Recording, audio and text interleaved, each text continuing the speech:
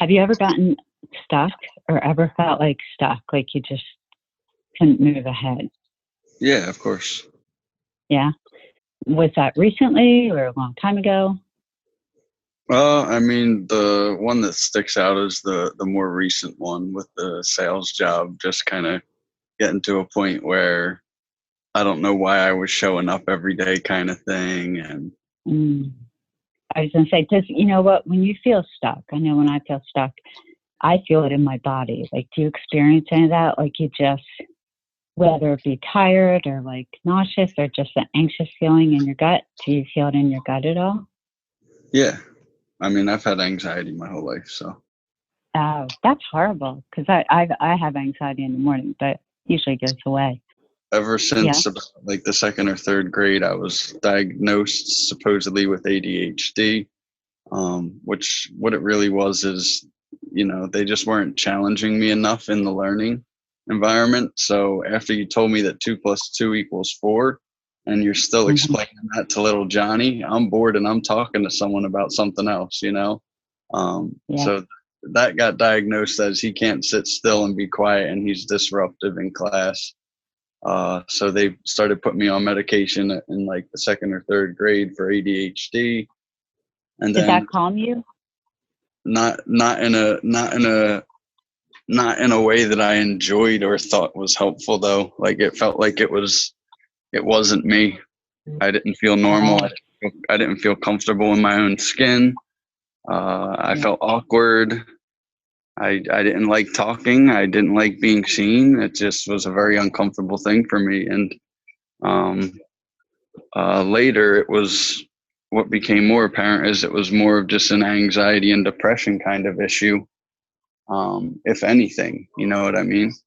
I don't know if I either grew out of ADHD because that happens, where as Yeah. people kind of mature, the symptoms uh, kind of lessen, which I just think is part of it might be that people are getting misdiagnosed. They're every kid is super energetic and active, so it's super easy Hmm. to diagnose the hyperactivity. In my opinion, any 4-year-old is hyperactive in my book. You know what I mean? We always want them to calm Yeah. down. I know with my ADD, it's like the thoughts, and not thoughts like negative inner critic thoughts, but just ideas, like are just constantly going. Do you Um, remember experiencing any of that? I mean, I've always had problems with like racing thoughts, and part of that is like my inability to go to sleep at night. I've had pretty much like insomnia and restless nights my whole life, just because Yeah. of my brain's inability to turn off at times. Um, Yeah. and I think it's tricky for me because I think part of that is, again, if I go back to me being challenged enough and me having enough. That's what I think right now is the issue. That's why I don't go to sleep till 4 a.m. or 3 a.m. some nights, is because guess what? I didn't really do enough activity that day to tire myself out. You know what I mean? I Yeah. didn't really challenge myself mentally enough. I didn't have one of those days where it was a 12 or 14 hour, I'm just going, going, going, going, going. And by the time I get home, I'm ready to just hit the bed and drop. So I think Yeah. part of it is my lifestyle. My Do lifestyle you plays find, as well. You know what I mean? And I'm not saying some of yeah. these things aren't existing issues on their own, but I think it's definitely worsened by the fact that I don't get enough exercise on a regular basis. And, Right. Or sleep actually, which is crazy because like your brain doesn't function best when, yeah. when you don't sleep. How about when you do exercise, do you notice a difference? So exercise is a challenge for me. It's hard for me to just like run for the sake of running. When I was younger, I was very active. I was on soccer teams, cross country teams, stuff like that, and that kind of activity gave me a reason to be active. So Uh-huh. uh, I noticed that in high school and in college, because I had that coach, I guess, and that routine of, well, I want to play soccer, like I want to be there, and that would make it so that I'm literally running 5 to 6 miles every day, after a full school day where I was getting a little bit of a mental workout. And Yeah. even then, I was still having sleep issues. It wasn't as You were, bad, only 1 or 2 a.m. Whereas I've right. literally nights where it's like it's 5 a.m. and I'm like, I might as well just stay up because I'm not like I need more activity and burn off more energy before I'm even going to be tired. So what happens now with exercise? Do you get bored? Yeah, it's a challenge as I've gotten older because there's no sports teams. There isn't that routine of something I kind of have to do. A lot of it's just optional stuff if I want to do it, and it is a challenge to get myself out and get exercise. One thing I do an awful lot of is I skateboard and I longboard, so that gets me a little bit of cardio and gets me moving a little bit. Okay. Because it's getting nicer now, I'll probably be doing that an awful lot more, like even around the neighborhood or just for whatever reason, just to go out because it's nice, you know. I know. I always find with my ADD, like actually, it's funny. The other morning, my coffee maker broke, and the complex I live in has free coffee downstairs. So I thought, you know what? I'm not going to buy a new coffee maker, and that way it's going to force me to go downstairs. The gym's downstairs. I can go for a walk. Because I do feel the anxiety does go away when I'm out in nature. Not necessarily on a treadmill inside, but it's when I'm outside. The anxiety goes away. Like, do you remember back when you were a kid and had ADD? When I was growing up, it wasn't diagnosed, right? So they didn't know. They just figured you were, lazy and not smart and all that fun stuff. But, you can be friends with everyone. Yeah. But it's really hard. Like, you don't feel like you fit in with any group. Did you remember experiencing that at all? Yeah, especially in high school. I would say out of the 200 and some kids in my class, like I still to this day probably know all of them by first and last name, and I wouldn't consider any of them. Maybe like 3 or 4 of them are people that I still hang out with, like from time to time now. But other than that, no. But I would still consider like I'm friendly with most of those people. You know what I mean? Like if we were to run into each other, we would probably recognize each other. And I didn't really cultivate many deep relationships. You know what I mean? There was also the issues of I went to LaSalle, which is like a college. Private? It's pretty damn expensive. So coming from Roxborough, even like I was kind of looked at as like the inner city, like from the boondocks kind of guy. And it was me and about like 9 other kids from this area who all carpooled in, and like that's what I would consider like my close group of friends in high school. You know what I mean? Okay. But, Yeah. it was definitely like mentioned to me. I remember even one of the dean of students, he kind of pulled me aside one time, and I forget what he said to me, but like he said something to me like kind of joking around, and then I guess he felt bad, so like a couple days later he pulled me aside and he's like, hey, I just wanted to clarify, like I think that you and your crew and whatever, I really like that you're here in the school. It's awesome that you're kind of able to have friendships with all these people, because like I was on the soccer team, I was in all the AP and honors classes, but I was also Did you go there on scholarship? kids from the boondocks. Yeah, I did. Yeah. So they only offer academic scholarships, and they only give out 30 of them every year, and it's literally the only thing that they offer is it's $5,000 scholarship per year kind of thing. And they just base it strictly off of the admission tests. So it was kind of cool to like being in 8th grade. I got LaSalle was my number one choice. Like I've been in a position where like I don't know. I've never had to apply to a lot of schools and have backup. So I applied to LaSalle and St. Joe's and Roman. Roman was like my backup.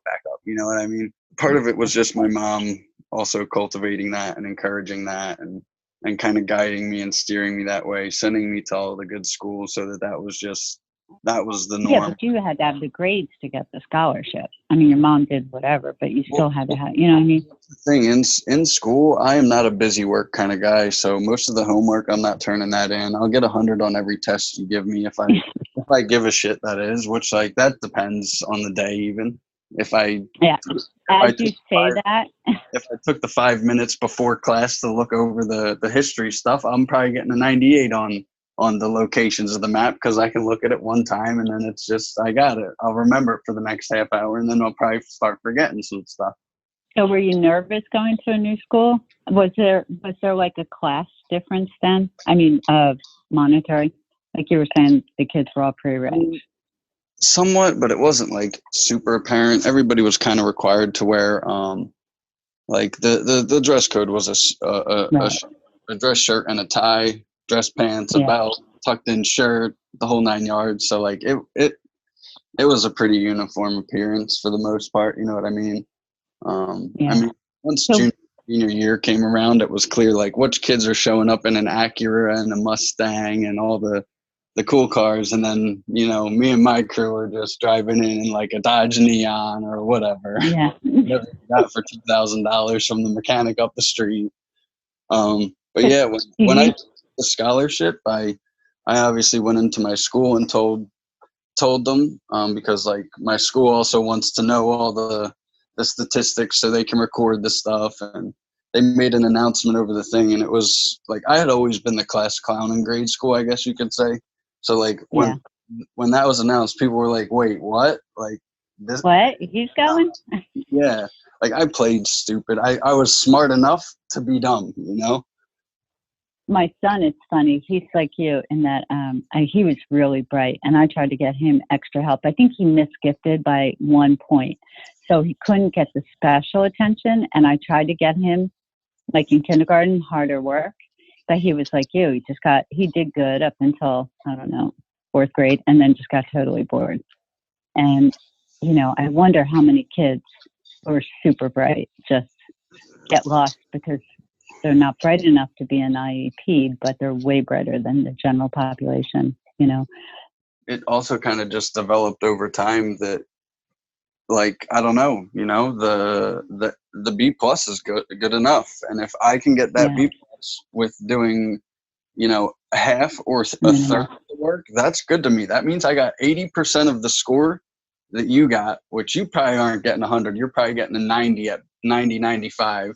So like you're only beating me by 10 or 15%. And I did it with half the effort and time. So like that to me that's why I'm clever. And you know what? Like if I wanted to, I surely could have put in the extra time and gotten a full 100 on this test. But again, it wasn't the cost benefit wasn't worth it. I'd rather only spend 10 or 15 minutes on our snack break studying than actually put in an hour. Why did you feel like you didn't fit in? I don't know. That's a good question. If you're talking about high school, I guess part of it would be that there kind of was that class division, not so much based on the immediate money that you saw in that person, but like where they happened to live, So I ended up hanging out with the 6 or 7 other kids from Roxborough who are in the same rough economic situation. Whereas the other 90% of the school, which I'm not saying I was like the only guy from the Boondocks. There were some other people who were also in a similar situation where it was kind of a blessing for them to be there, and something that they really had to work for and earn, despite their situation. But like the good majority of people all came from, pretty well-to-do families. So like junior and senior, like it was the norm for pretty much every senior to have their own car and be driving. So what about after high school? Why do you think, or even like in elementary school? I mean, elementary school was kind of the same thing, and it was more of an issue, at least in high school, like junior and senior year, I could drive. Like me and my buddies had cars. So like we ended up starting to drive, but like, again, we're going to hang out with the guys who we've been hanging out with freshman and sophomore year, who lived within walking distance of us freshman and sophomore year. Right. Even in grade school, it was an issue of I went to a school that was a private Catholic school and was pretty expensive. So a lot of the kids that were going there weren't my next door neighbors. My next door neighbors were going to the local public schools. I guess I was just wondering too if, like I remember for me in high school, I was friends with everyone, but really I was friendly with everyone, but friends with no one. And for me, it was an issue of, I just never really felt comfortable because I didn't like small talk. That's what I was trying to get at, to see if that was an issue of more of your ADD. it's not so much that I'm not good at it. I can do it, but I'm an introverted extrovert, so like it's tiring for me to put on that mask and play that. I can do that. I can be the center of the tension, the life of the party, Hmm. but only for so long, and then I need a day or Yeah. two to recharge at times, depending on, Like, well, how do you fill yourself back up? I don't know. It's just like me time, I guess you could say. The easiest thing I do is just like literally just I'll watch 2 or 3 movies back to back.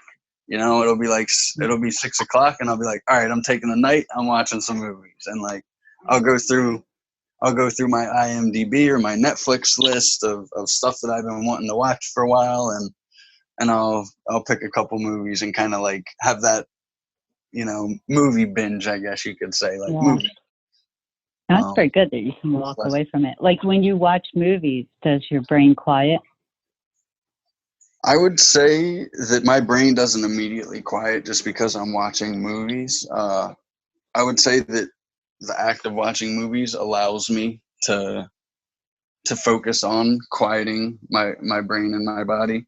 So Yeah. like I'm big on biology, and like uh, you know your nervous system is pretty much what determines whether you're in this energized like active state or if you're in the kind of calming down state. And a lot of Hmm. that to things you wouldn't think about, like how quickly you're breathing, stuff like that. So to Yeah. actually just have that time where I can just put put a distraction on that isn't, it's not, movies aren't entertaining enough or interactive enough to be Yeah. fully engaging for me. So that does kind Right. of that time to also just count 7 seconds on every breath basically, and just kind of slowly get myself into that rhythm and relax my body just by controlling my breathing a little more and taking slower and deeper breaths, reduce my heart rate, and then next thing you know, I don't feel like I have adrenaline pumping through my veins, and I don't have this, Yeah. which is a challenge at times. Sometimes it's it feels like a lost cause. I'll sit there for like a good 2 or 3 hours, and I'm like, I'm not getting anywhere. But Do you um, ever feel like, I know I beat myself up about it sometimes, but have you accepted that's just who you are?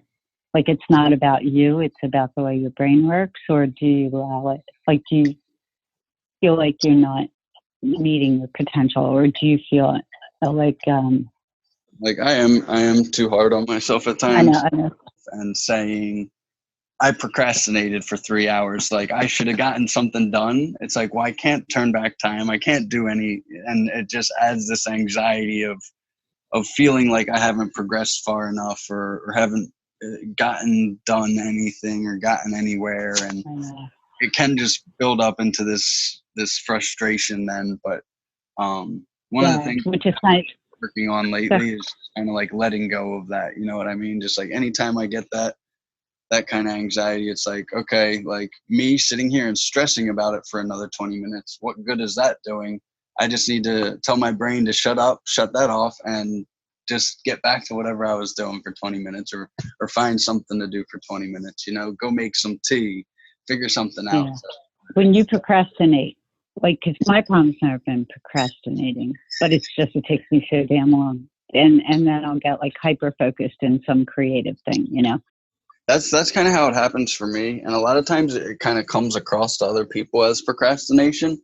I needed that time to mentally prepare, to think, to get myself ready, and sometimes it is a confidence issue, even where it's um you have to kind of give yourself that talk of that you can do it, and just convince yourself, let me just go for it. You tend to have unrealistic expectations of like even things you can get done in a certain amount of time, um, or are you pretty realistic as far as like productivity and what can be done in a given amount of time?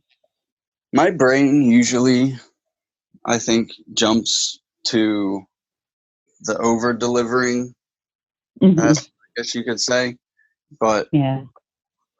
that's just initially.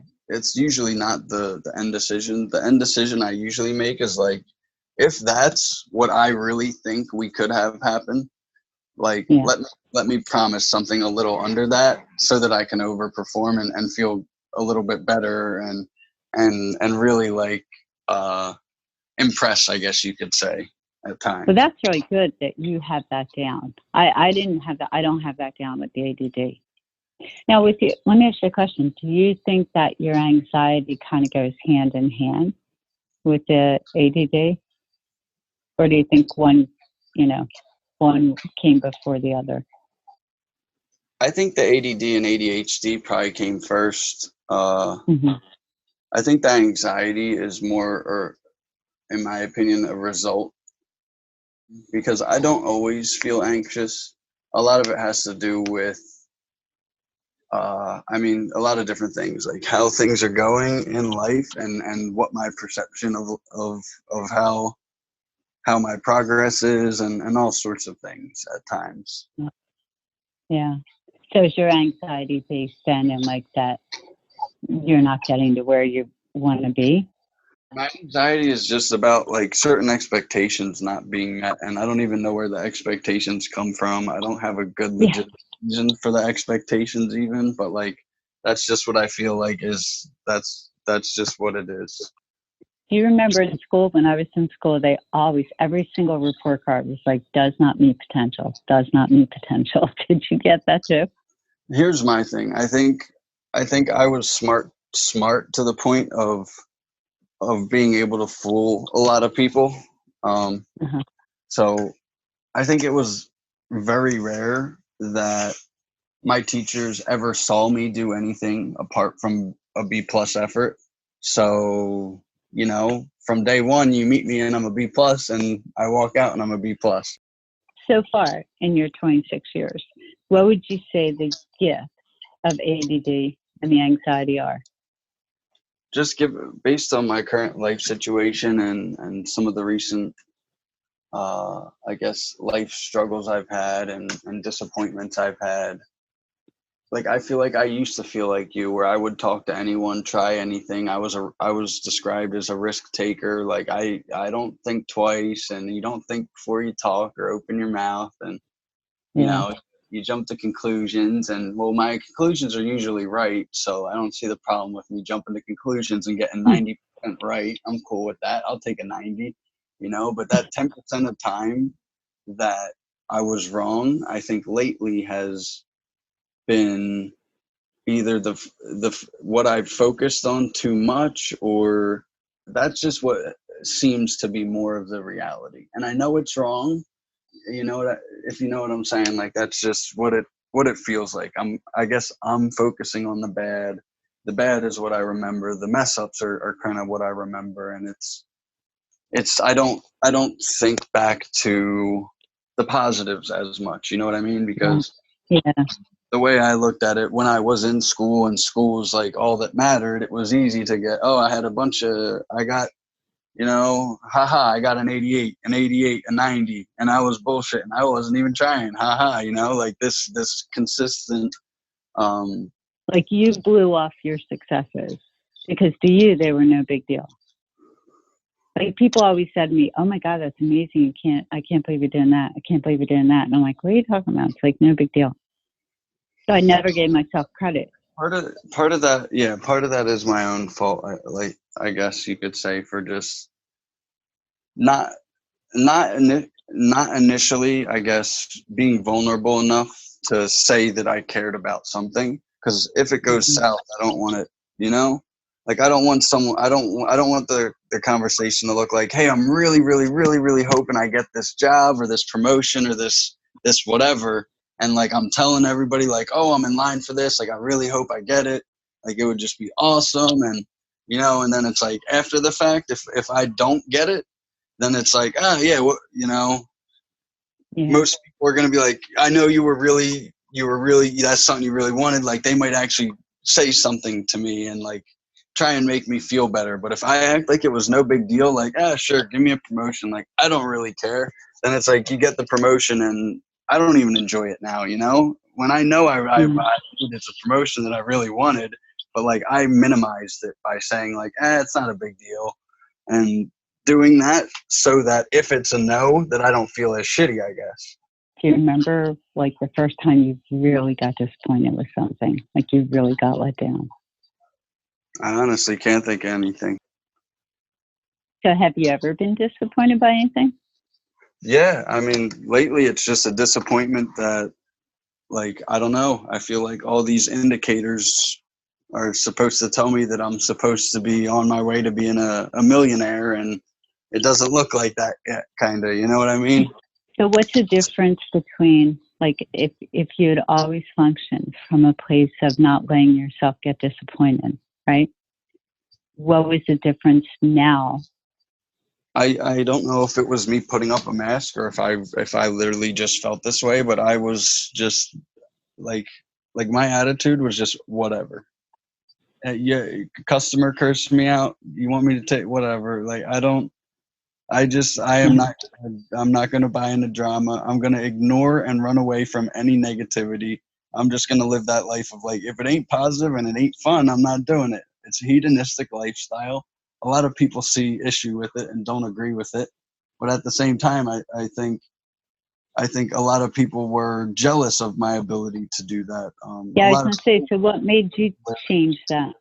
I don't know. I think it's just been repeated failures over the past couple years that have led me to second guess myself and my confidence, which I feel like I've always needed to be told, like that I'm doing well, or I don't. Yeah. You know, like if there isn't that constant feedback for me, then I want to give up. As soon as I run into a problem that I don't know what to do, then I'm just I don't like it. I want to do something else. Yeah. And so how do you have brothers and sisters? So my dad got remarried, and I have a stepbrother, 2 half brothers, and a half sister. Do you still talk to your dad? From time to time, to be honest. Even when I was younger, there was kind of a separation agreement where I would see him on weekends and every other Wednesday, partly because of, I think, my mom and my grandparents kind of tainted my opinion of him, and I was kind of encouraged to not have to go over there and stuff like that. That, you know, I didn't enjoy going over there, especially when he got remarried and I had a stepmom who was a bitch, and you know, I didn't like her, and I was right about her, to be honest. You know, I thought she was a gold digger, and that's what she was, and we now know that. As a kid, like knowing your dad's in a different place and you want to be there, but you don't want to be there because you don't like the person he's married to.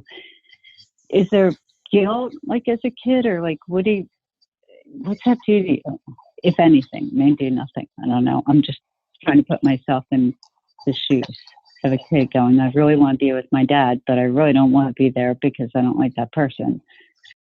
My frustration with things is I think it's far too often that people try and put me in a position where I have to choose one or the other. And my response to that is and always will be, why can't I have both?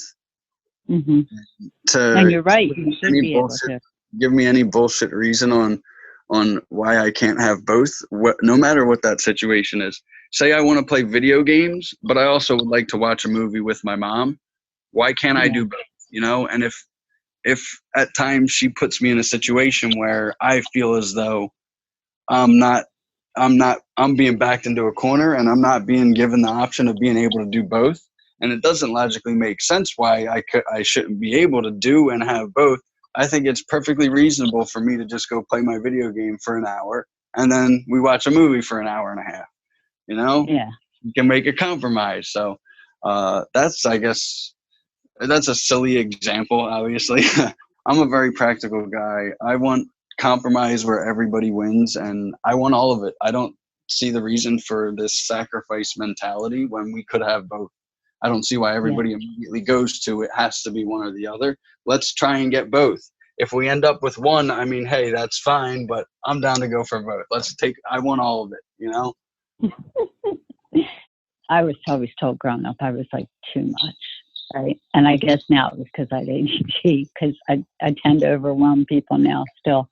But how did your parents deal with your like anxiety and? My mom pretty much was just of the opinion of send them to a doctor and get them medicine and that'll fix problems. So that's what she did since second grade. And I think that was probably the biggest issue for a rift in our relationship, as far as me not feeling like I had someone that I could really go to and talk to and trust, Yeah. because I couldn't go to her and tell her, Mom, I don't want to take this medicine anymore because it makes me feel horrible. Her response would be, but your teachers are saying you're behaving and your grades are good, so you have to take the medicine. We're going to make you go to the nurse every day at 2 p.m. and make her watch you take your second dose so that you can't be skipping out on it. And I'm like, I'm literally being force fed something that makes me feel antsy and horrible, Yeah. and not comfortable in my own skin, you know? Yeah. Have you ever talked to your mom now about it? It's something that I honestly don't feel like I can talk to her about, because her response is, well, I did the best I could and I just feel like a dick. And okay, cool. So it's really one of those things that I'm not given an opportunity to speak my mind on it. And if I were to speak my mind on it, it would just result in me feeling horrible. Did you ever try writing her a letter, even if you didn't give it to her?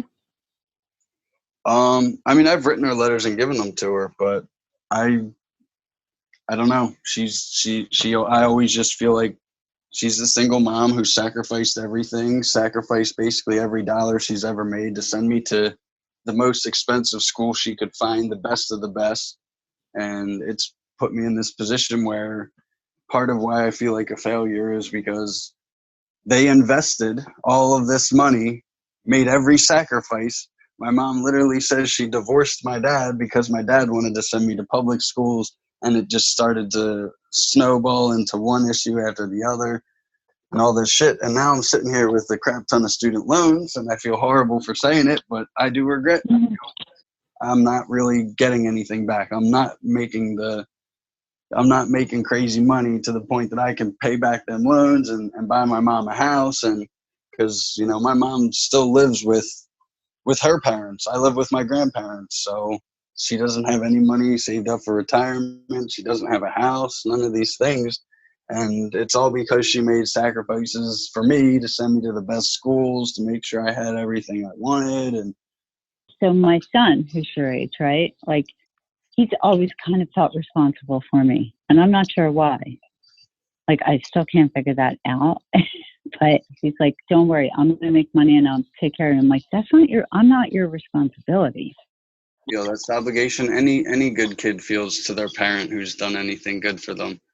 You don't want me to buy you a retirement house, but I would feel a hell of a lot better if I bought you a retirement house in Florida.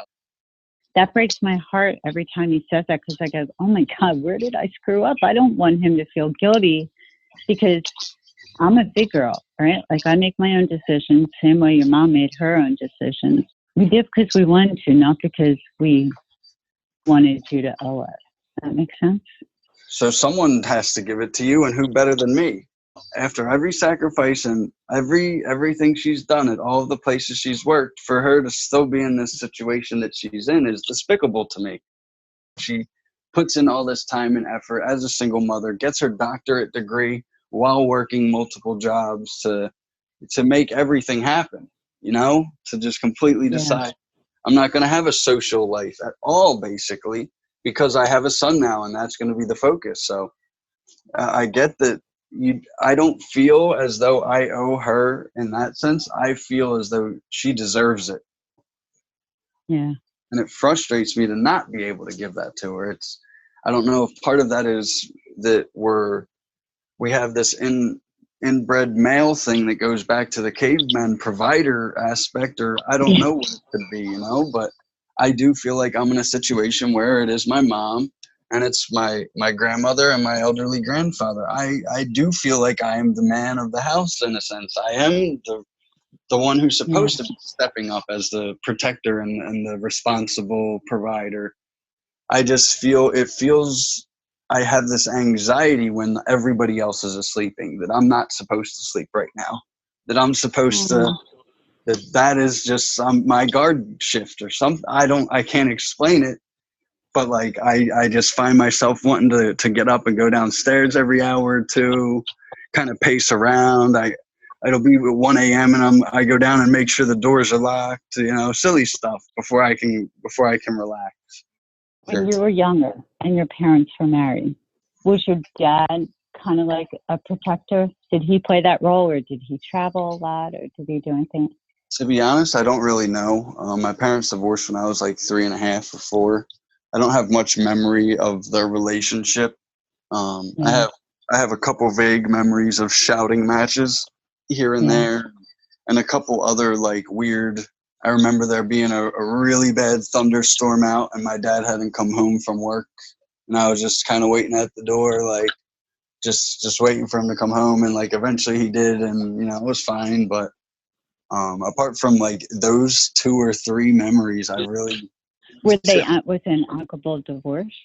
Like, did he help her out?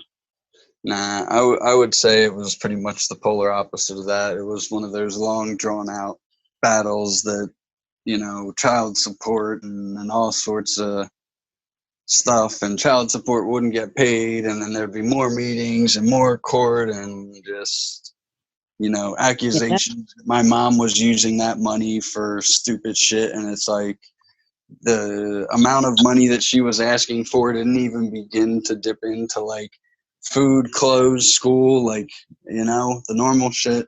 And he didn't, I guess the numbers didn't add up for him, that $300 or $400 in a month goes very quickly on just food. Mm-hmm. So it was kind of one of those things. But I feel like my grandfather that I live with has always been that kind of protector and provider, always been the man of the house, always kind of just had that respect of, if there were arguments, he didn't say much, he didn't talk often, but when it was his turn to talk, everybody shut up and listen, and that was the end of it, kind of thing. All right, that's enough for tonight, everybody stop it, and it would just stop, and everybody, all right, sorry, Dad. Everybody would kind of walk away. But a big part of the provider thing is, I think it comes from both parents, because my grandmom has always worked 2 or 3 jobs, just always had to be go, go, go. My mom has always just has to be working and be a provider. My dad was in a kind of similar situation where even when I went over to where he lives with my stepmom and my stepbrother and half brother and sister and all that like he was the clear provider in that relationship. She was kind of the more of a trophy wife. Did that bother you? Yeah, definitely. Do you think your mom regrets putting all the money into your education? I mean, part of me, just from the guilt, just says, how could she not? But like, she swears up and down that she doesn't, that she made the right choice. Do you think you disappointed her? That's what part of where the frustration comes from right now, is that, I don't, based on when I had to do exit counseling for my loans, it pretty said for me to be able to pay off my loans, I should be looking at a $250,000 to $300,000 a year salary to be able to pay off. You know that's unrealistic. This is not just pay loans. This is and you have $800 after rent and car to live. And I then went and worked in sales and marketing industry, where it was kind of not so much a pyramid scheme, but I could get promoted to a management position by recruiting other people to come work for us, training them, having them do sales. And then I have 10 people all doing sales. Then I can kind of take on a different role and recruit people for them to take out and train and build it up that way to the point of having an office with 30, 40 people in it, promoting someone in there to manager and going opening a second office somewhere with a group of 10 people in a whole different city. And really just have this kind of earning potential of whatever I put in and whatever I built as my business and my company, that's what I would make. So that within anywhere from about 12 months, 6 to 12 months time, that you could potentially be making, $4,000 to $5,000 a week. So it was like I could at any given moment, it doesn't matter. I can go pick a list of clients and work with a whole bunch of them, kind of thing. Like So what?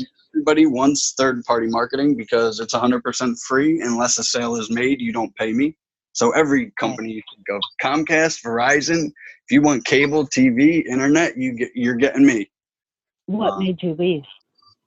They started switching to services that I didn't agree with. It was no longer talking to business owners and getting people supplies, and it wasn't giving out a free phone for a commission through the government's program. It was to just go to people's house and just, try and get them to switch over to your energy provider, which is going to cost you more money most likely. And I don't know why you should switch, but like you should sign up so I can make a couple bucks, And I'm like, I just couldn't sell this shit because it doesn't make sense to sell unless I straight lie to people, and I'm not doing that.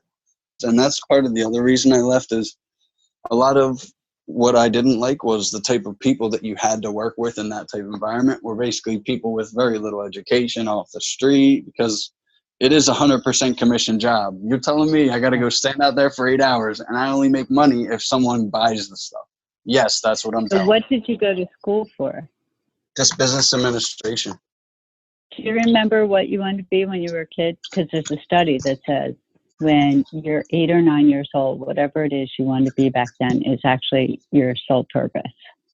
94% of people don't do what they wanted. But do you remember back then, like in late elementary school, do you remember what you wanted to do? I basically wanted to be the guy who was going to hotels and resorts all around the world and just being a critic or doing the 5-star review. That's a real job. It's hard to get, but that's a real job. How do I get that? Where's the Indeed post? You got to start out doing like. That's why I pursued in one of the co-ops I did at Drexel was a hotel software platform. And it was because my idea of being the person who wanted to just go and review hotels had evolved into I wouldn't mind being just a part owner or something like that of at the time it was because I was 16 and we went to Mexico to an all-inclusive resort. I just thought that was that was the coolest thing, like that. Apart from me getting to travel to all of the best ones, owning one would be pretty cool too. So I then pursued a co-op that was about hotel management software, trying to see if I could get my foot into that industry.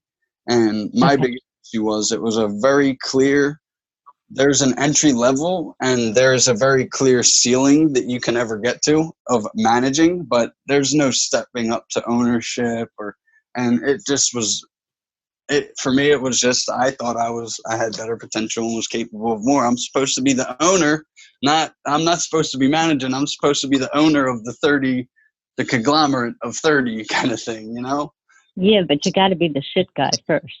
I'd much rather have a scenario like working with you where there was a bit of a challenge to it, and it wasn't a guaranteed thing, and my performance was a part of it, and I feel like I perform better in an environment that's high pressure and not an environment that's going to get me to just become content and just go with the flow of everybody else working at the thing, Well, now that's kind of an ADD thing. Would you say that's a gift?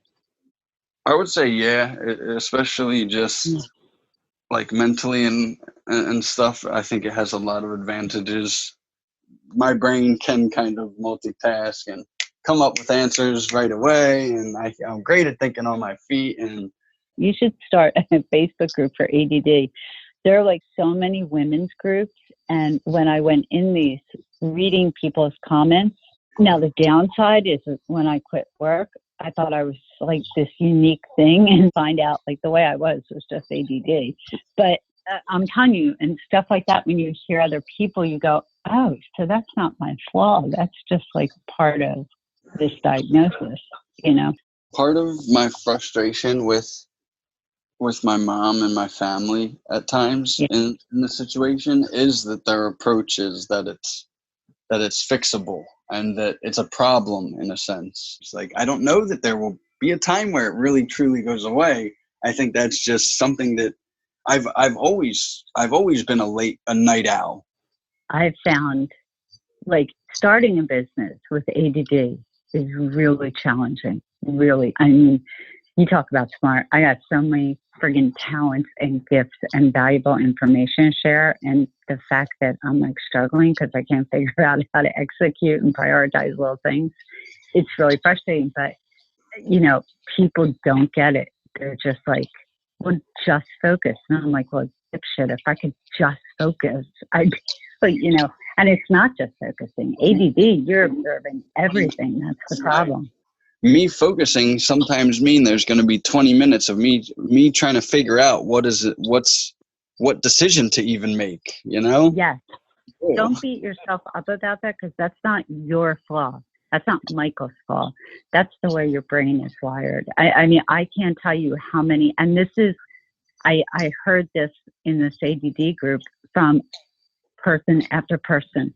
Like, you know, I have more notebooks, more planners, I'm constantly writing down like the steps that I have to do and list and that's really common with people with ADD.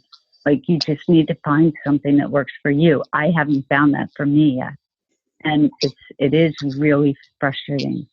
If I sit here and look at my desk, I have 3 notebooks, an Excel sheet open that's also a planner, an actual like weekly planner, and a calendar planner. And I am very big on having kind of, I need to know before I even wake up tomorrow, just to de-stress what I need to do. Like what's 1, 2, and 3 so that I don't have to think about that then. Because at 11 or 12 o'clock at night, my brain, I'm already ready to go. And that's when I need to think about it.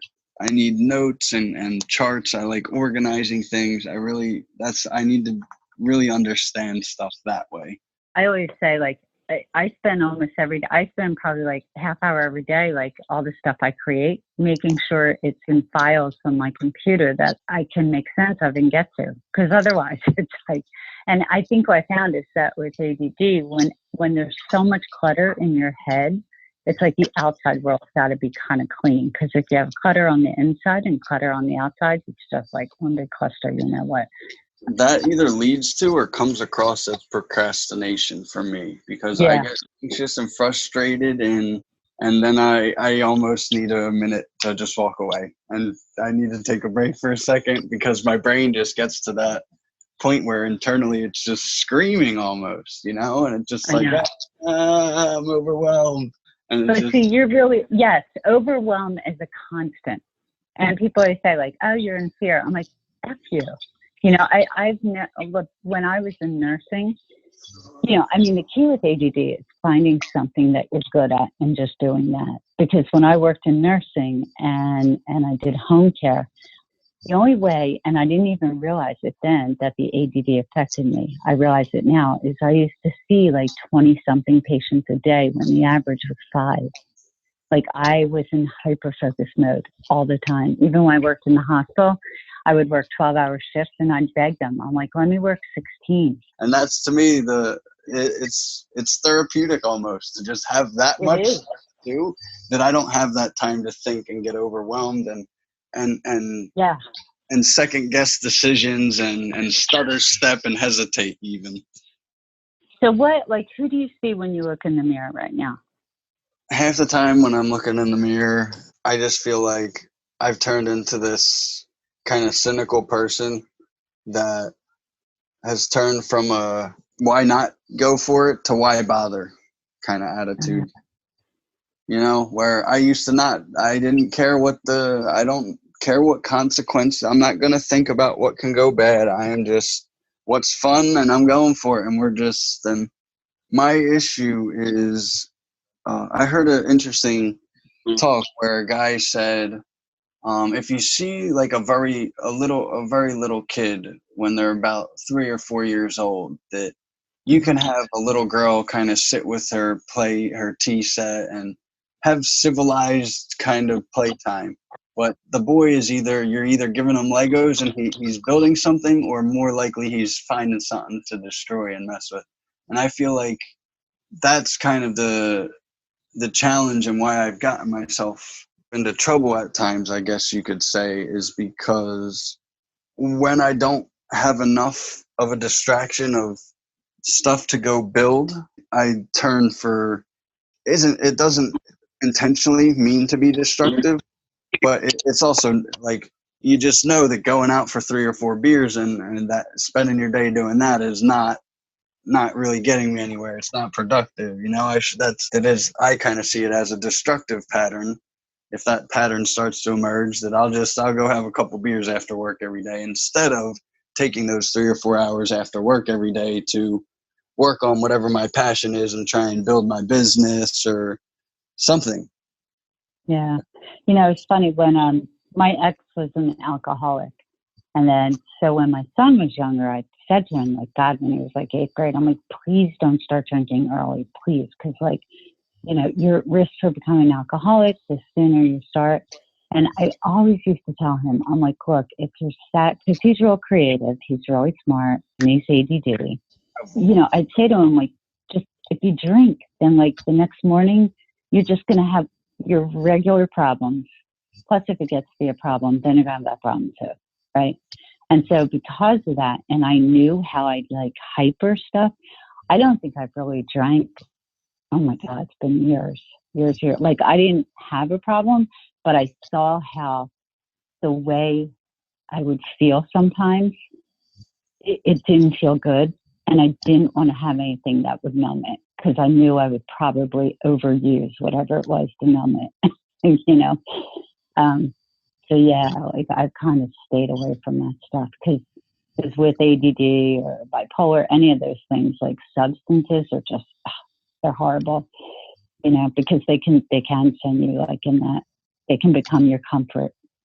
What do you like to do? Like what for me, like traveling, walking outside, talking to people, that like, it just lights me up. Like it feels good inside. Is there anything that you do that makes you like feel like that inside, like you're going, I would say, I don't know how to describe it, but maybe like negotiation, and I find satisfaction in being able to try and make everyone happy, if that makes sense. Like a lot of people have said I would be a good lawyer, because I'm just very good at making these sound logical arguments that kind of get people frustrated to the point where they don't have anything to say other than nothing really. You should be a lawyer. Okay, do I win? Like I don't know, but that people have also said that it comes across as you have an answer for everything at times too. Like use your creativity to think how you could start your own business with that skill. The one thing I did notice, that just because I've been, I guess, soul searching and trying to figure out what it is I want to do, and even just recently working with you, the part that I enjoyed the most was like actually having those conversations, and kind of coming up with a game plan and offering a couple improvements or solutions or suggestions. I don't know what you call that, if it's kind of a consultant or business development, but I find that that's where my area of interest really seems to be going next, is not so much in, hey, how you doing? Do you want to buy this? But more of the guy who came up with the marketing and the product name and developed the branding and that aspect of things. A creator. That when I was taking the SATs, they ran a class and they were like, they literally just have like rooms of people that are a think tank and they think these tests. Are you serious? I'm like, that's what they told me. That that's what a think tank is. That there's literally just, it'll be a room of 10 people. And a lot of times I think it's described as a little bit more dreamy than it is. Oh yeah, they're ping pong shooting the shit, and they just kind of figure out, hey, how about we get some Dorito taco shells? Oh, that's a great idea, Dorito taco shells. And like, that's the next big thing at Taco Bell or whatever. Like, I don't know, I guess, is there boardroom meetings and rooms of people having these type of conversations? Somebody had to, A lot of Yeah, things. I don't know. There's I've never found them because that's, I came up with one of the ideas too. Like I said, I had those deck of cards I could sell. I had, for OB, I was talking to a nerve researcher once, and with this whole, like, the way the brain changes with childhood adversity. Like I was talking about that study, ACEs. And so I asked the researcher, I said, so look, if we had like affirmations, like, you are strong, you are fearless, you are this, you are this, you are this. If we put that into like a nightlight or something and started playing it when kids first came home from the hospital or when moms were pregnant, could it counteract some of this? And he said, you know what? He said, that's a good question. He said, there isn't research on that, but I imagine it would. that I'm a huge believer in it. I roll out of bed, I look to my left, and I literally have an entire shelf that just has, one small positive thought in the morning can change your whole life. And then there's a cue that Yeah. says, you are brave, you are strong, you are all these things on each side. And I'm a big believer that I need that to remind me of things at times, because I do doubt myself a lot. Well, I thought that'd be a great product. So I actually checked out Shift to record stuff on. I was going to put it in like a teddy bear purse, and I thought, nah, teddy bear's not good. You need maybe like a nightlight. I talked to a recording studio to see how it could get ripped around.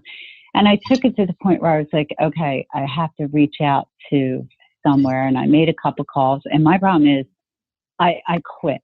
Like, I don't quit early, but if I reach out 3, 4, 5, 6, 7, I don't quit. I forget.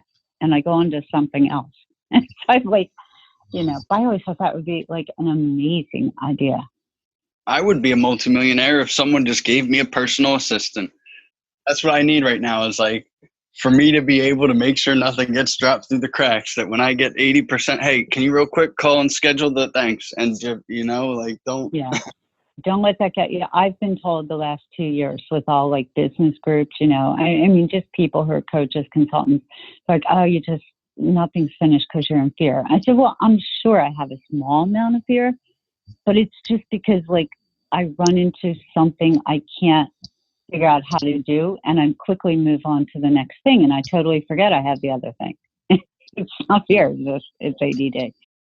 What would you say right now? What's your greatest struggle?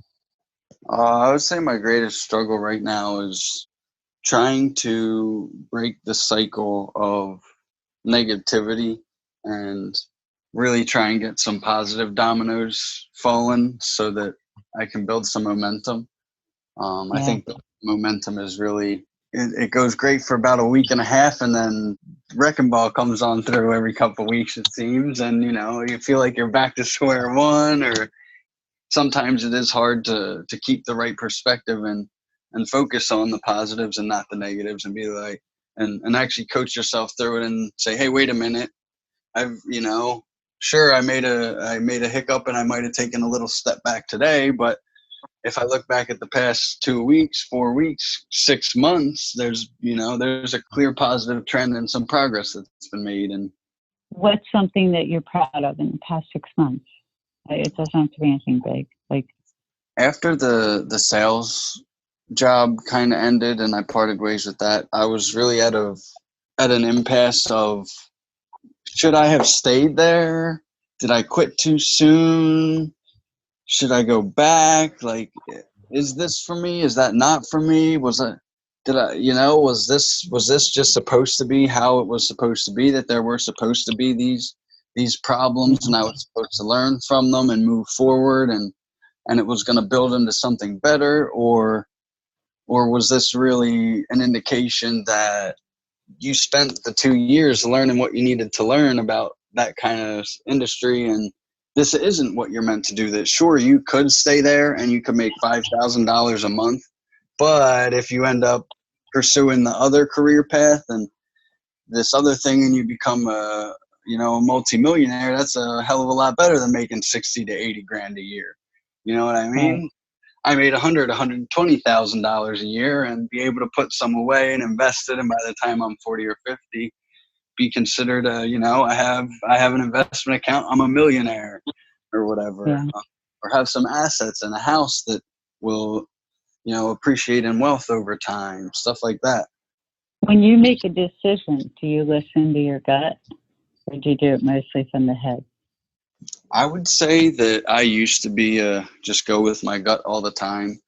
And what frustrates me now is because a couple things didn't go the way that I planned and a few things blew up in my face. And I think part of that's just life, obviously, but I also Mm-hmm. still did I do wrong, that kind of thing.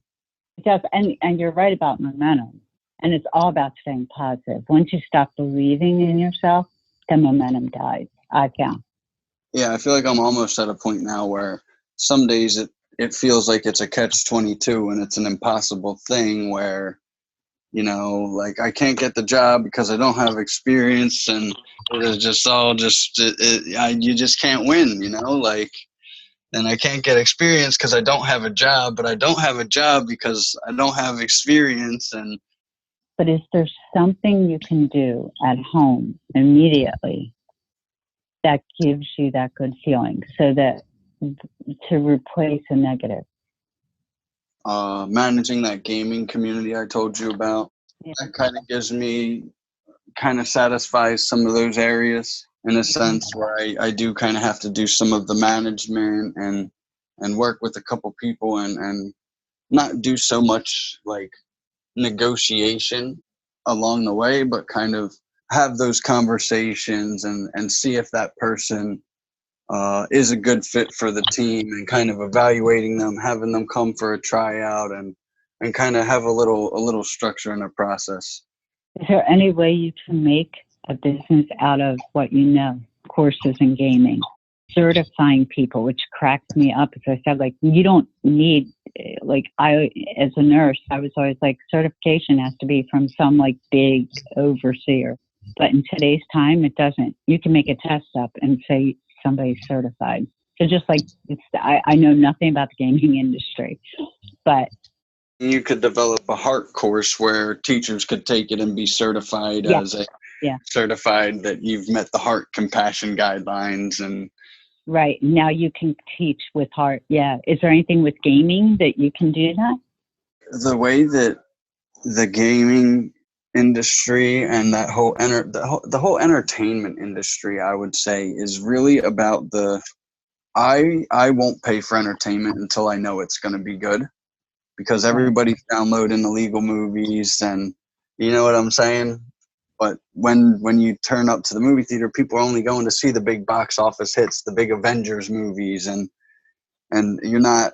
It's just a kind of a different thing. So it's a challenge for me because in order for me to legitimately pursue it, it's something that number one I would have to do on a daily basis, Okay. because there were 2 or 3 days where I'm not online streaming, then they're watching someone else, and now they're just going Yeah. to watch that guy instead. Why, so it becomes tricky because a lot of it I would have to do for free, and I wouldn't see a big pan out until I really gained a following, which it's kind of a roll of the dice. I might as well go to Hollywood and try and Mm-hmm. be a movie star. You know what I'm saying? It's that same aspect of I'm gonna roll the dice and hope I become famous. Like I Yeah. don't care how good looking, how witty, funny, smart you are. Like, not everyone makes it. So let me ask you a question. I'm going to totally switch gears on you here, and you may not like where I'm going. Talk to me about love, any kind of love. Like, how would you define love? It's interesting for me because I kind of have two definitions of what love should be and what I feel that what I see love usually actually is.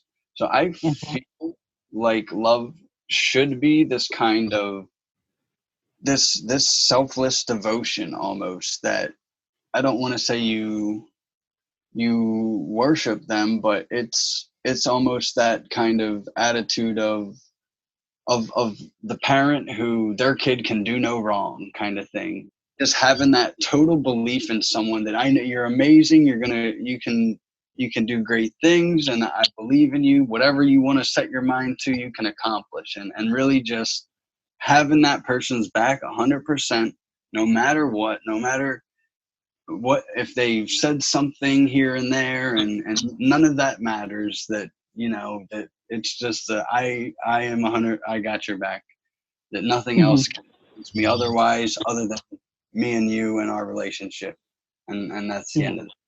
But what I feel like, unfortunately, love is that if you don't abide by people's standards and expectations and do certain things or not do certain things, that they can kind of turn a cold shoulder to you, withhold that love Mm. at times, and be distant and almost punish you because they don't like what you're doing.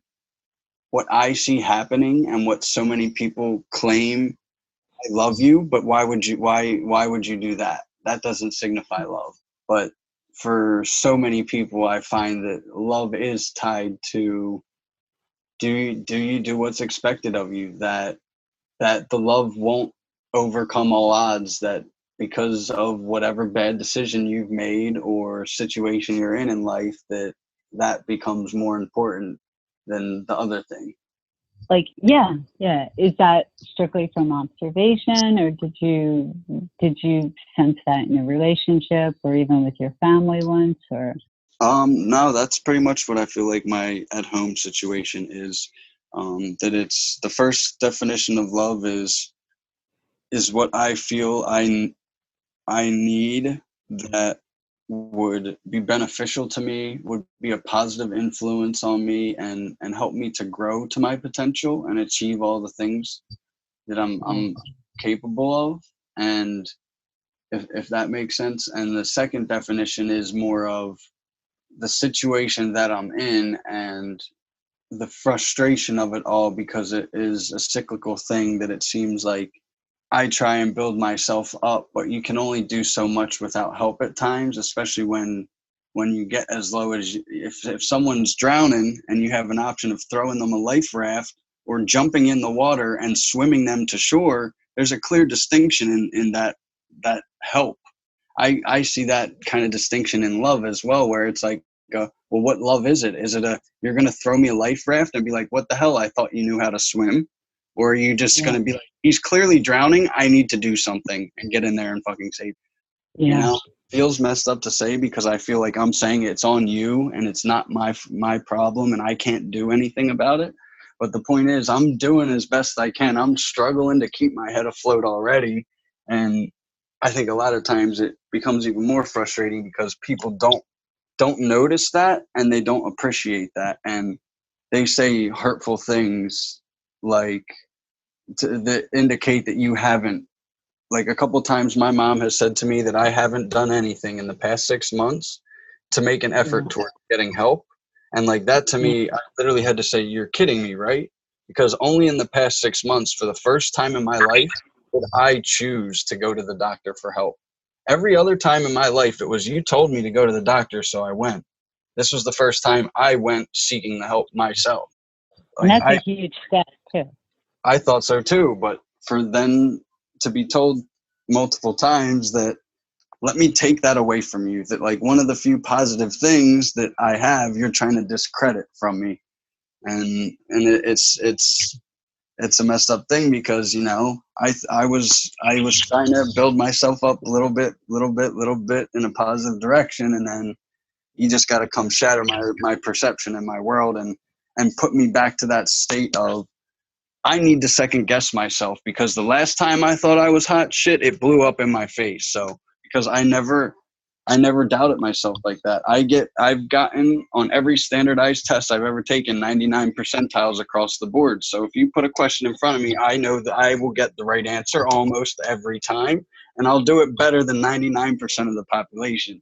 So for me to be in this situation where I doubt myself and my decision making and critical thinking as much as I do, just because of a lack of confidence and a couple bad issues, I don't know. I think that's the biggest challenge for me to deal with right now. So then what do you need right now most of anything? That's the thing. I don't even know, but it's I just need to feel like I have that true unconditional support, in a sense, that, you know, that I really do have someone who's on my side and rooting for me, and I don't have any of these ulterior motives and thoughts swimming around in my head of of why they're really saying that or anything like that. And it's a tough thing because I don't know that anyone apart from, you know, my mom or someone very close to me could really have that true impact of being that support for me. You know what I mean? It would take someone a very long time to kind of earn my trust and really go through some shit with me and show me that they're not gonna bail on me, they're not gonna quit, and they're not gonna turn against me. And even with my mom, it's you know, I don't feel like she's gonna do that for me. I feel like there are times where she does turn against me and doesn't approve, which I get that you're not gonna approve of everything, but like I need you to support me regardless. Yeah. Whether you think what I'm doing is a good or bad decision, I like not having that support makes it so that right now I feel like I'm paralyzed. I don't want to do anything because the last couple of times Michael made a decision, it resulted in it being a bad decision that resulted in a lot of just frustration and just disappointment and Michael not being happy and not making enough money financially and just not being able to take care of responsibilities or dropping the ball and all these things. So do you think you're allowed to make mistakes? No, not really. I feel like I've already made too many big mistakes that like I feel like I'm paralyzed with fear. Like I don't want to make any more decisions. I'd rather just sit in my room and not have to, because I don't want to fuck shit up. I don't want to be the one to blame anymore. I don't want anything coming back on me that I messed something up or I didn't deliver or I think I've heard it too many times in recent history that I'm not good enough, and I can't hear that anymore. I'd rather just, you know, hide in my room and not deal with that until we can figure out a way that we can positively build, you know. And that's what my biggest struggle is like I'm just trying to figure out a way to positively build without putting myself in a situation of jeopardy, because I feel like a lot of decisions I could make to have a job for income to pay my loans will ultimately hurt me in the long run, because I'll be content and not figure out what I really was supposed to figure out that I was supposed to do with my life or something. Yeah, there gets to be a point. I get that because I keep going, all right, if I get a job, like, am I admitting I failed? Or, but there does get to a point where reality goes, okay, like you're spending money like crazy. You need to get a job. But I've applied for a million and like get rejected without an interview. So I figured like, okay, the universe is telling me I'm not supposed to get a job. But, yeah, I mean, it's a tough spot. I mean, does your mom know you feel all this way?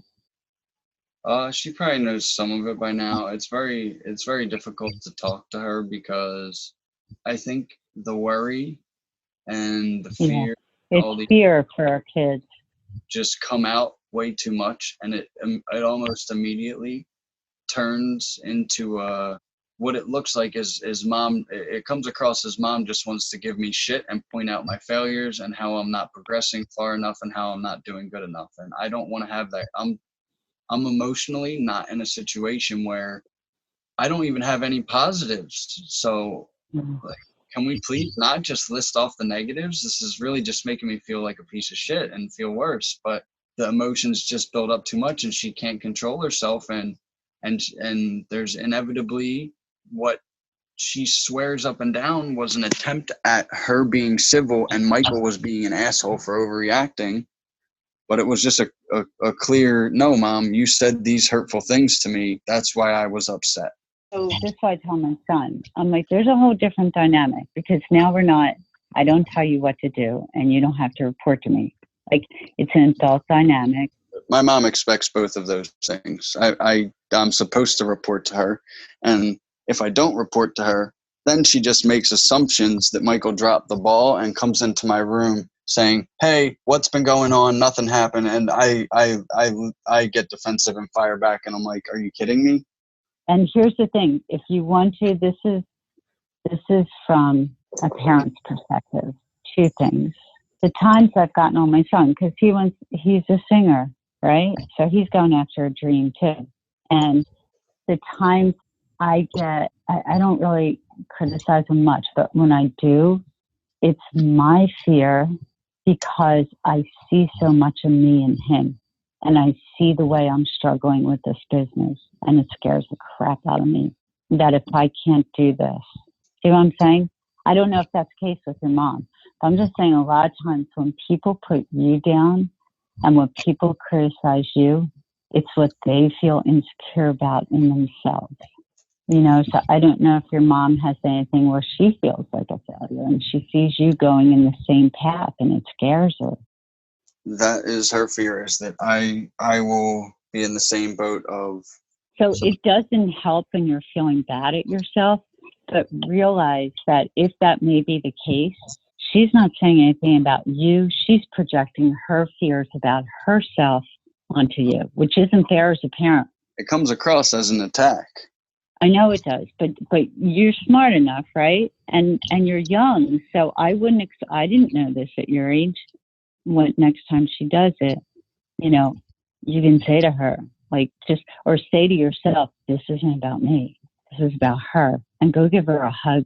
I'm telling you, women, I told my kids whenever the little kid in me takes over and I get scared and I feel panicked and I yell or whatever it is I do, all you gotta do is come give me a hug, because that means I'm scared. Because the way you need support, does your mom get that support? Not from you. It's not your job. You're her son. But has she had another adult believing in her? I would say yeah, because I feel like my grandparents believe in me more than my mom believes in me. Here's my question: do you think that her parents are doing to her what she does to you? No. I mean, it would make sense, but my issue is if we're both adults and I'm able to control myself, I think it's only reasonable that she should be able to control herself. So when we have these conversations and it's pointed out that mom doesn't like a certain action or thing that Michael says, and Michael says, I'm sorry, and she says an apology isn't good enough, just let's not do it again. So Michael makes an effort to work on that, not do that again, but the tables can't turn. Whenever there's a situation of, mom, that's hurtful when you say that, can we try and retrain this and say something not hurtful instead? It's like I'm asking a ridiculous thing. To be honest, I think my grandparents are afraid of her, that she gets into the yelling, screaming mode and they don't know what to do. So she just gets her way. And of course I'm the kid, so there ain't shit I can do about it. What ownership can you claim in the dynamic? Because it takes two people. My marriage failed. It wasn't all my husband's fault. I played part. And the reason I'm asking you this, and you don't have to tell me, but think about it, because what it does is when you look and figure how you play a role, like what your mom has a responsibility in this, but so do you. When you take responsibility, right, for your actions, then that gives you power, because you realize you've got the power to choose how you respond, right? I don't feel like any of that is an option for me. I don't get an out. I'm not allowed to walk away from the conversation. I'm not allowed to go cool off. So here's what I bet is going through your mom's head, because it would go through most moms' heads. Okay, you're in your room playing video games because she thinks you're fucking around, and she's getting pissed and scared. It's all a control. It's a control. When you're a parent, right? You gotta put yourself in your mom's shoes. Is that what you want? Do you want control of your kids, or do you want your kids to have all? No. But it's hard to break that, right? Like when you're a parent, and this has nothing to do with your mom. It's nothing to do with me. It's just being a parent in general. She's never had control. I've always been the kid who I'll do whatever I want, and nothing you say will got an answer for everything. So listen, what can you though? If you have an answer for everything, think, right? And switch it so that you're not in a powerless mode. Because once you get in that feeling you don't have power, it's really hard. You got to find something that you can do, that it's a choice, that you have a choice.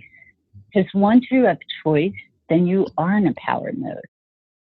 What can you do very small right now that will start to give your confidence back? To be honest, the whole reason for me even opening the gaming community was like a huge step in like my confidence and where I've come over the past 6 months. I was at a point where I didn't think people fucking liked me because the product I was selling and the conversations I was having just devolved day after day, and my attitude got worse right along with it. So I was showing up and saying, "Hey, you don't want to buy this, do you?" So even just recently, like getting to the point of having the confidence to kind of take something on and have that ownership again. I'm really big on, I think that's why it's hard for me at times to build another person's dream or go work for a corporation or any of that thing. I need to have ownership, or I don't care. If Yeah. I feel like there isn't a tie-in that I can relate to, then it's very hard for me. So like Yeah. even with the website, it's because I have an interest, and we've talked about Tony Robbins. That's one of the things that's coming to my head, is that it would be cool to kind of 10 years from now be able to be at that point in life where people wanted to hear me talk. I think a lot of the heart stuff, I am going through some stuff. I am not in the most emotionally stable state I've been in my life, and I am at that age where I've got a lot of things in the air and a lot of things being figured out.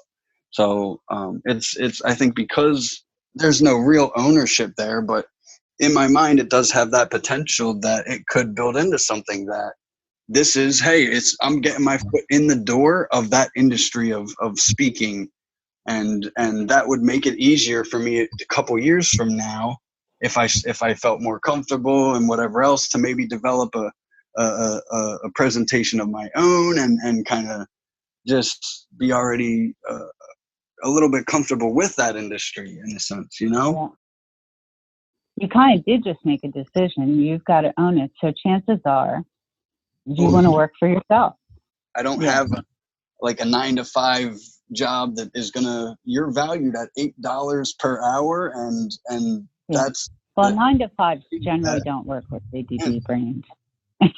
Like the thought of getting a job where they can tell me when I do and don't take vacation makes me want to vomit. Like I just, for years with home care, I kind of made my own schedule, and I knew I'd get my work done. And so it's hard for me to do work at a certain person's pace, and that's where a lot of the conflict with my mom came with school. As soon as she knows about it, she wants to get started and get it done early. And so then trust. I pretty easily trust people on a surface level, Okay. in a sense, like I assume the good in people. I don't assume people are going to backstab me. I don't just have this idea in my head of everyone's out to get me, and I got to be on the lookout for someone trying to pull one over on me all the time. And it frustrates me when I run into people who aren't like me. So there is frustration there, I guess. Were one of your parents, and you don't have to say who, but did anyone have a problem with like addiction? Oh, both of them did. Yeah. So like me, you've got ADD, you have codependence. So like, say it again. Codependence. I don't know the definition. Codependence. When you grow up with a parent or two who are either have some type of addiction, or if they have chronic physical or mental illness. A lot of nurses go into nursing because they get their value from helping others. You might have felt that like you were only valued when you were needed, right? Or you pleased. You made someone happy, and so you associate like your worth as an individual with helping or pleasing. That's why this whole ACEs thing, this cycle, the story, like it's ridiculous what we pass on to our kids that we don't even know we're passing on because we're not even aware of our own shit, right? My experience with substance use and abuse, I guess, I do understand, and I am a big believer that people can find solace and contentment in the drug or in drinking, Hmm. and they use that to replace the fact that they don't have any deep relationships with anyone where they can be vulnerable and feel trusted, Yeah. and have that trust. There's a book I read called The Gifts of Imperfection. Oh yeah, Brene Brown. I love Brene Brown.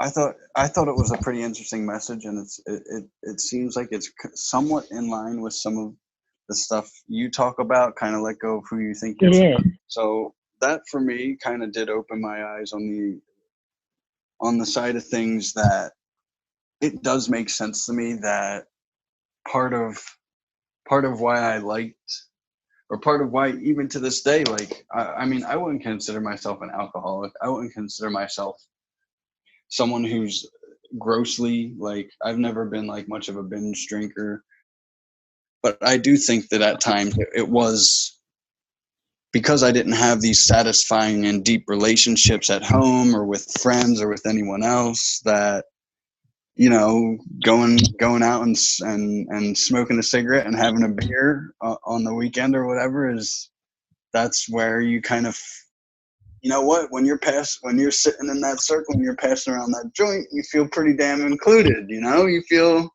you do get that feeling of acceptance.